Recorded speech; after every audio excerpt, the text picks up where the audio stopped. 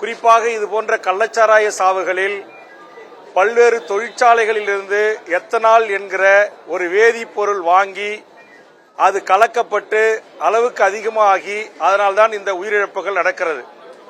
கடந்த 2 ஆண்டுகளுக்கு முன்பாக கடலூர் ஷிப்காட்டில் இருக்கிற ஒரு தனியார் தொழிற்சாலையில் இருந்து லாப நோக்கோடு அந்த நிறுவனத்தின் ஒப்புதலோடு அங்கிருக்கின்ற உயரதிகாரிகள் ஒப்புதலோடு இந்த எத்தனால் பல்வேறு கள்ளச்சாராய வியாபாரிகளுக்கு சப்ளை செய்யப்பட்டு 3 பேர் உயிரிழந்தார்கள். இதை குறித்து நான் அப்போதிருந்த மாவட்ட ஆட்சித்தலைவர் காவல்துறை உயரதிகாரியிடம் இந்த எத்தனாலை வெளியில் அனுப்பிய லாபம் சம்பாதித்த அந்த தொழிற்சாலையின் மீது நடவடிக்கை எடுக்க வேண்டும், அதனுடைய பிரசிடென்ட், வைஸ் பிரசிடென்ட், HR போன்ற உயரதிகாரிகளை கொலை வழக்கில் சேர்க்க வேண்டும் என்று நானே நேரடியாக கைப்பட கடிதம் அளித்தேன்.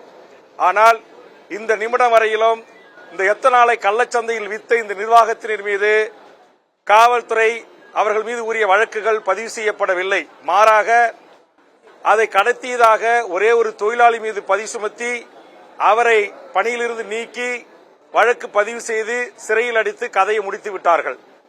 ஆக இந்த குற்றத்திற்கு தாய்மடி எது? இது எங்கிருந்து விநியோகப்படுகிறது? யாரால் காய்ச்சப்படுகிறது?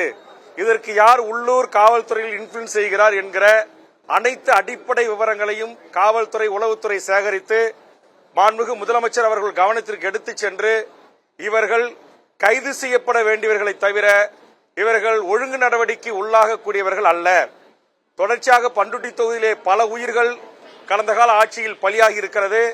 கடலூரிலே பலியாகி இருக்கிறது, திண்டிவனத்தில் பலியாகி இருக்கிறது, அரக்கோணத்தில் பலியாகி இருக்கிறது, செங்கல்பட்டில் பலியாகி இருக்கிறது, விழுப்புரத்தில் பலியாகி இருக்கிறது என்று இதற்கு ஒரு சரியான ஒரு முடிவை மாண்புமிகு தமிழக முதலமைச்சர் எடுக்க வேண்டும் என்று நான் வேண்டுகிறேன்.